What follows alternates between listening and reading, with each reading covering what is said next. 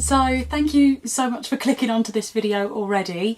This is actually my first sit down, have a chat video just with the camera on YouTube. I've done other videos before, but I decided whilst we're in lockdown, I'm going to dive into YouTube and see where it takes me, because obviously we've got hardly anything to do at the moment. So, and I've always wanted to start YouTube properly, like whole videos. Perhaps you'll see more singing videos, cleaning my room videos. I'm sure my mum would love to see that one, so let's see how that goes. My first ever video is going to be a Q&A. So what I did, I went onto my Instagram story, asked my followers anyway if they had any questions that they would like to ask me, and I thought this would be a perfect way to start a new video. So let's roll in. So as you can see, I don't know if you can, it's not going to focus, but I literally had loads, and a lot of them were, am I back in focus? Back in the room. A lot of them were basically the same kind of questions, so I have rounded them down a little bit, and I'm going to try and answer them all as best as I can. So the first question was, how old are you? So I am 23, I'm a Pisces, and my birthday is the 2nd of March, 97. The next question was, what would be your dream job? So since I could basically talk, I've always wanted to be a singer. Singing has always been the first for me. I've had singing lessons pretty much since I think I was 7 when I had my first singing lesson, so obviously 23 now, it's a long time ago. So I've always had a massive passion for musical theatre, jazz, had a lot of influences from my granddad. My family are massive music lovers anyway, so I've got a lot of influences. So yeah, so singing has always been the dream for me, whether it be in a band, whether it be on stage, West End, Broadway. That has always been the dream for me. Which leads into the next question. If you could perform in any musical, which one would you choose? So for me, my favourite musical is Wicked. I think it's just, I've always been a fan of The Wizard of Oz, and when I first went to see Wicked and the whole backstory of it, it was just so clever, and it just really brings back anybody who goes to see Wicked. I've seen it 3 times now, I think, or maybe 4. Lost count, but I would definitely go and see it again. I can't wait to be able to go to the theatre again. I've really missed that as well during lockdown. I can't even remember the last show that I went to see. Actually, I did go for my last birthday, so I didn't even go that long ago. I went to see The Wedding Singer, but that was amazing. But anyway, it would definitely be Wicked. I would definitely love to play either Elphaba or Glinda. That is just, my life would be made. Okay, so the next question was, how did you get into the princess character job, and what was your inspiration on starting it? And also, I've rounded these questions into one, so I've had a few about the princess thing, and I thought I'll answer them all together. So how did you get into the princess character job? What was your inspiration on starting it? And your favourite princess to play? So it started off, basically, I think I was maybe 15, and I posted a cover of me singing Part of Your World, Little Mermaid, on Facebook, and somebody I know, their baby, she wasn't actually well at the time, and she started responding to the video of me singing on Facebook, and she was like chuckling, and I was in my dressing gown, just like selfie mode, just posted the cover as it was, very raw. The mother of the child, she popped up to me on Facebook and she said, it's her birthday coming up. Is there any chance that you would come to her birthday, and would you dress up? And I just thought, any chance, opportunity to dress up, I'm there. So my mum made my bra top, and I had the fishtail made and everything, brought a red wig. It was just thought, oh yeah, this is going to be like a one-time thing.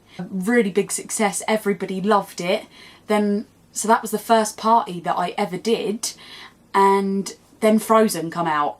So it was just another level from there. So then I started literally collecting every outfit and every wig that you can think of, and I'm still doing it till today. My favourite princess to play, It's so hard because I love them all for different reasons, and they're all so different and have different personalities. Like Rapunzel is so mischievous and fun. I love playing Rapunzel and I love her song. The hair, the outfit I probably love the most. I'd have to say Cinderella. I just love the pretty blue. The next question is, how long does it take to curl your hair? It depends on what I'm doing with it. My mum is a really massive help. She does my hair most of the time. Today I've actually done it myself. It looks a state. So you can tell you can tell when I've done my hair and then when my mum's done my hair. But I wand it myself, and my mum pretty much does everything else. So if she's clip curling it, it probably takes no more than 20 minutes really. She is quite quick. She's used to my hair, like she's done it since I was a child, obviously. So now moving on, we've got Absolutely Ascot questions. So a lot of you, if you don't know me and you don't know what Absolutely Ascot is, I'm most known for being on a reality TV show called Absolutely Ascot. It had 2 series and it was on ITVB. So yeah, so I'll go into the first question. So how did I get onto Absolutely Ascot? Me and Samson have known pretty much all of the cast since we were children really. We've pretty much all grown up together. But basically Henry got approached through Instagram, and then he was obviously in interviews with Demi Doyle, everyone at Optimum, and he was kind of like, they were basically stalking Instagram and saying, do you know this person, do you know this person? And he said, oh yeah, I actually do know Samson and Claudia because we got brought up. And he basically pushed us forward for the interview with Demi. We were actually on holiday at the time. Me and Samson and my mum and dad, we were actually in Miami, and Henry rang Samson and was like, these producers want to meet you, and we were like, what? We just didn't take any notice really. We got back from Miami and we had an interview arranged in Sunningdale in Fago's. We met Demi, we met Amelia, so it was me and Samson, just literally such a casual chat. And then they said, right, okay, we really like you. Would you consider us coming into your home and maybe putting a camera in the front room and just like talking to the camera and just basically like a filmed interview?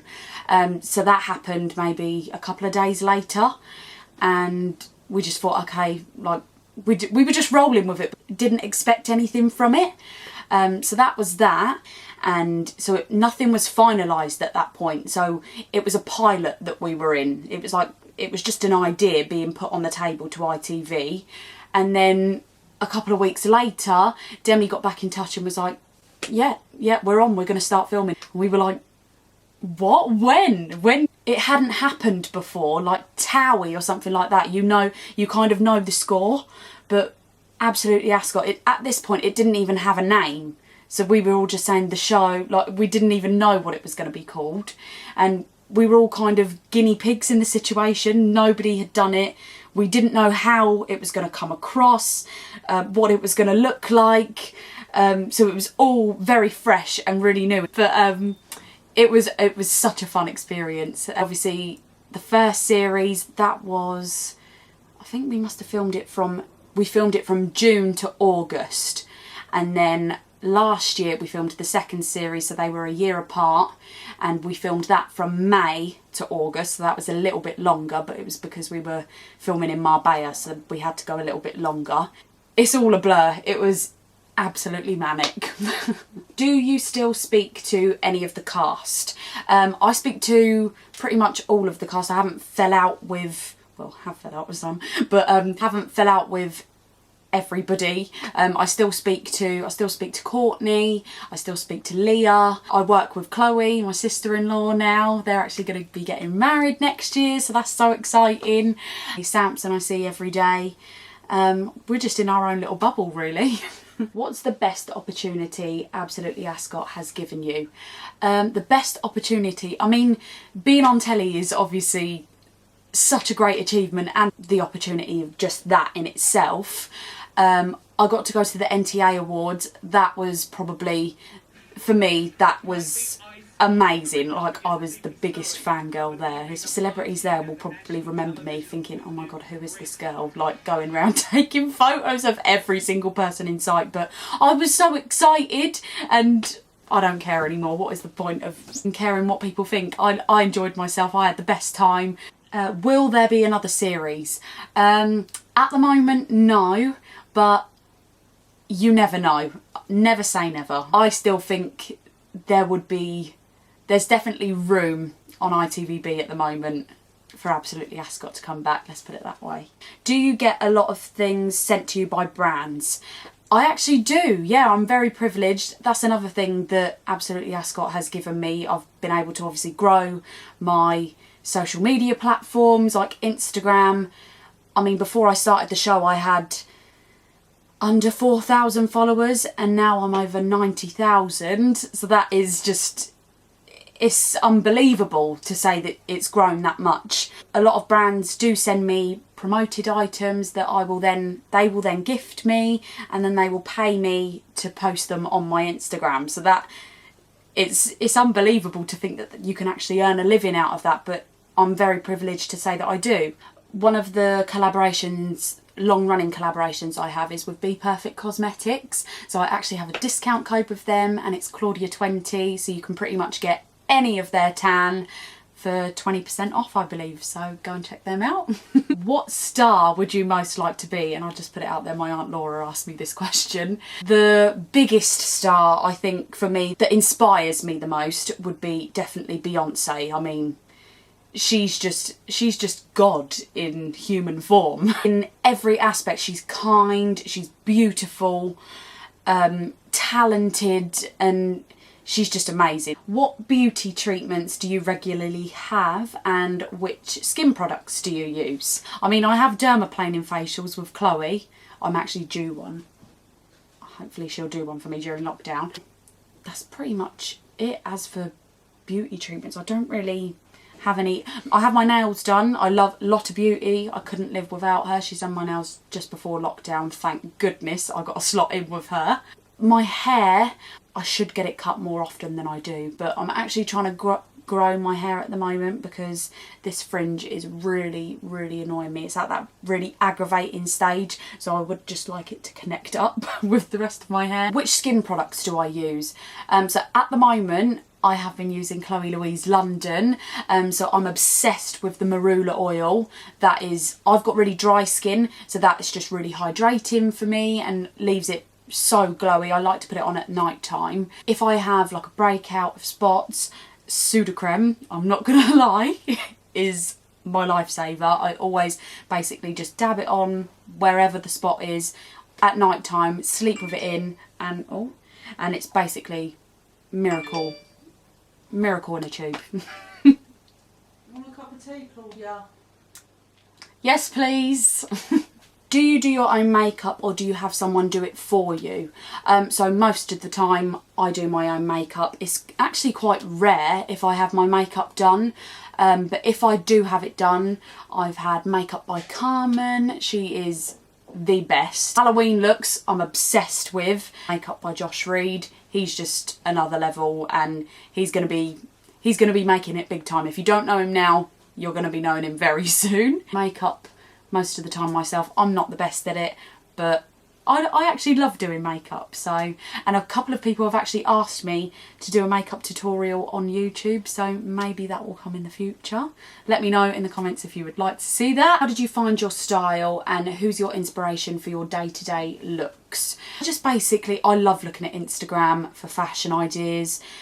I do like to have a look at J-Lo. I think her style is just amazing, and if I can look like that at that age, I'm just going to be made at life. It's not necessarily the most expensive things that you need to make an outfit look good.